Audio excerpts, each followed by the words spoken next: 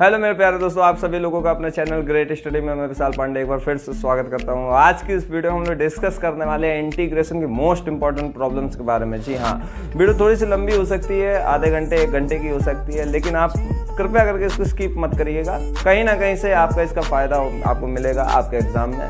तो चलिए फिर ज़्यादा टाइम को वेस्ट ना करते हुए हम लोग अपनी वीडियो को क्या करते हैं, शुरू करते हैं। और अब जो हमारी नेक्स्ट स्लाइड होगी वो हमारी बोर्ड की ओर होगी। ठीक है, चलिए। तो भाई कैसे हैं आप सभी लोग? उम्मीद करते हैं अच्छे होंगे, बढ़िया होंगे, मस्त होंगे, दुरुस्त होंगे। देखिए, अब इसके आगे हम लोग कंटिन्यू करने जा रहे हैं। और अभी जैसे आपने इससे पहले वाली स्लाइड में देखा, मैंने थोड़ा सा इंट्रो दे दिया है, तो उसी के आगे कंटिन्यू करेंगे। जी हाँ, आपको पता ही है पहले से कि आज हम लोग क्या सीखने वाले हैं, इंटीग्रेशन के बारे में पूरा डिस्कस करने वाले हैं, काफ़ी सारे प्रॉब्लम सॉल्व करने वाले हैं। और वीडियो थोड़ी सी लंबी हो सकती है, तो अब कृपया करके आप इसकी पहली बात तो ना करिएगा। अगर आप शुरुआत से अंत तक देखेंगे तभी मज़ा आएगा। कोई भी चीज़ है, अब जैसे आप गाड़ी चलाना है तो गाड़ी कैसे चलाओगे? सबसे पहले क्या करना पड़ेगा? तुरंत ऐसे पहले स्टार्ट करोगे, फिर उसके बाद गियर डालोगे, फिर उसके बाद एक्सेलेरेटर लोगे, फिर क्लच छोड़ोगे, तभी तो गाड़ी आगे जाएगी। उनमें से एक भी अगर आपने किसी चीज़ को स्किप कर दिया तो फिर गाड़ी नहीं चलने वाली है। बिल्कुल उसी तरीके से यहाँ पर भी अपना है, यानी टॉपिक को अगर पूरा अच्छे से आपको पकड़ उसमें मजबूती बनानी है तो उसके लिए आपको जितनी चीज़ें हम बता रहे हैं बिल्कुल शुरुआत से अंत तक आपको समझनी होंगी। ठीक है, तो चलिए फिर शुरू करते हैं। सबसे पहली चीज़, आपको यहाँ पर पहला क्वेश्चन दिख रहा होगा। पहला क्वेश्चन हमारा है व्हाट इज इंटीग्रेशन, यानी इंटीग्रेशन है क्या। सबसे पहली चीज, कैलकुलस क्या है। कलन के फाउंडर कौन है? कलन के फाउंडर सर आइजैक न्यूटन है।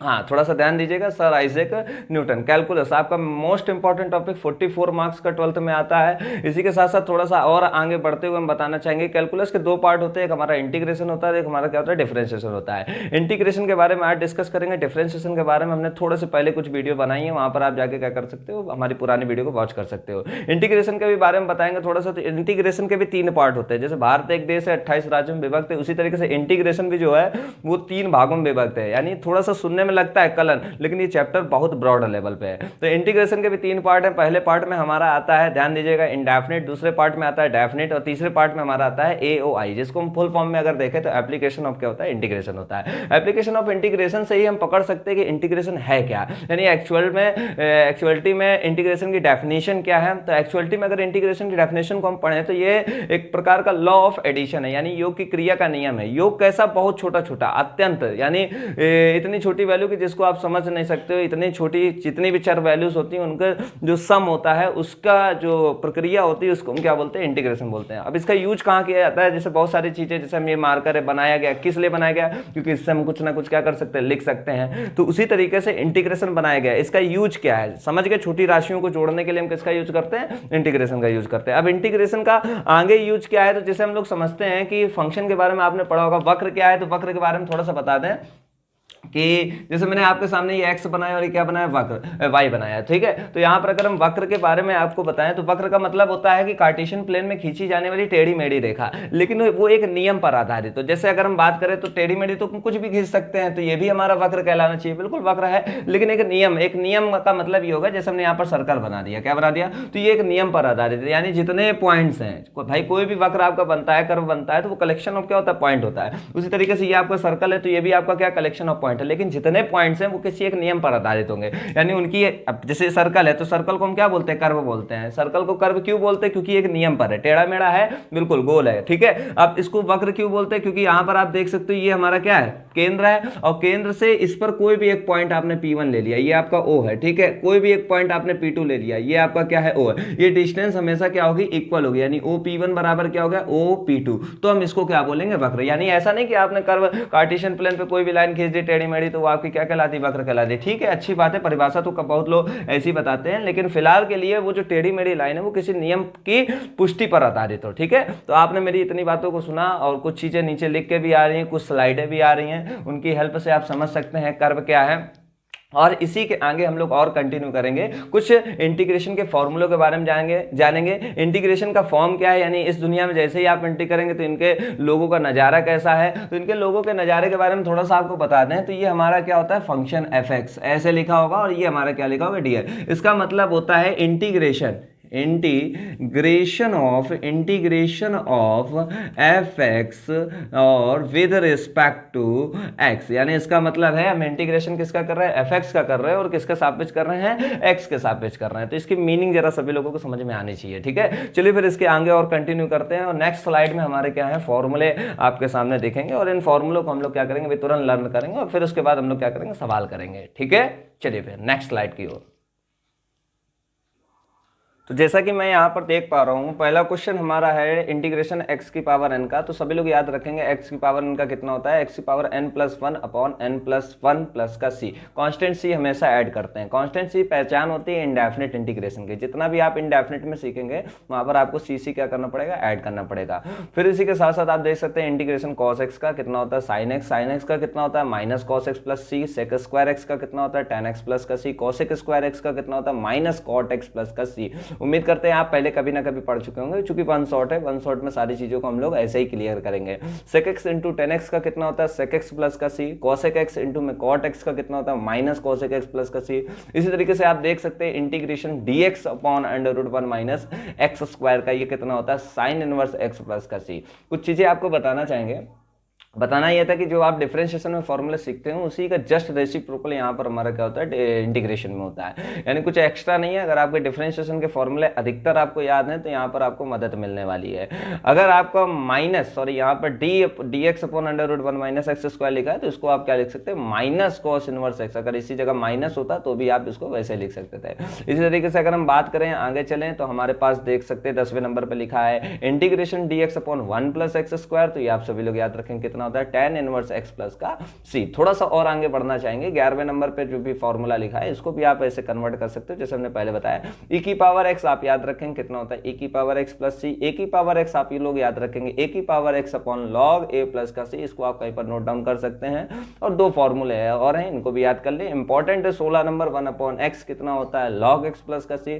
tan x का सभी लोग याद रखें, काफी लोगों को समस्या होती है, log mod sec x plus का c। cot x का सभी लोग याद रखेंगे log mod sin x plus का c। sec x का सभी लोग याद रखेंगे log mod sec x plus का tan x प्लस का c। cosec x का सभी लोग याद रखेंगे log mod cosec x minus का cot x प्लस का c। sec x का और एक होता है, आप चाहो तो कॉपी में नोट डाउन कर सकते हो, log mod 10 π/4 plus x/2 plus का सी। आप कॉपी में नोट कर सकते हो। एक बार फिर से रिपीट करते हैं, नहीं तो वीडियो को पॉज कर सकते हो। log mod 10 ब्रैकेट में π/4 प्लस x/2 ब्रैकेट क्लोज और mod 1 और प्लस का c। ये आपका फाइनल आंसर है। ये कुछ हमारे इंटीग्रल सम स्पेशल फंक्शंस हैं, यानी यहाँ पर अगर हम बात करें तो integration dx upon x square minus का a स्क्वायर, इसको आप सभी लोग याद कर ले 1/2 है log mod x minus a upon x plus a plus का c। कुछ यहाँ पर आपके फॉर्मूले हैं, बेहतरीन फॉर्मूले हैं। इन सभी फॉर्मूलों को आप सभी लोग क्या करेंगे, लर्न करेंगे। और एक टाइप के जितने फॉर्मूले उनको मैंने एक जगह मेंशन कर दिया है। और इसी के साथ साथ थोड़ा सा हम लोग और आगे बढ़ेंगे, इंटीग्रेशन बाय पार्ट्स के बारे में समझेंगे। चलिए आइए समझते हैं इंटीग्रेशन बाय पार्ट्स के बारे में। चलिए सभी लोग ध्यान दें, इंटीग्रेशन बाय पार्ट क्या है, थोड़ा सा यहाँ पर आपको फॉर्मूले के बारे में तो जानकारी देती है। इंटीग्रेशन बाय पार्ट का मतलब होता है जब हमारे दो फंक्शन क्या हो, मल्टीप्लाई में है। दो फंक्शन क्या हो बेटा, मल्टीप्लाई में। जैसे एक हमारा फंक्शन f(x) है और एक हमारा क्या है, फंक्शन g(x) है। ये दोनों कैसे हैं, मल्टीप्लाई में। एक को हम बोलेंगे फर्स्ट, एक को हम क्या बोलेंगे, सेकंड।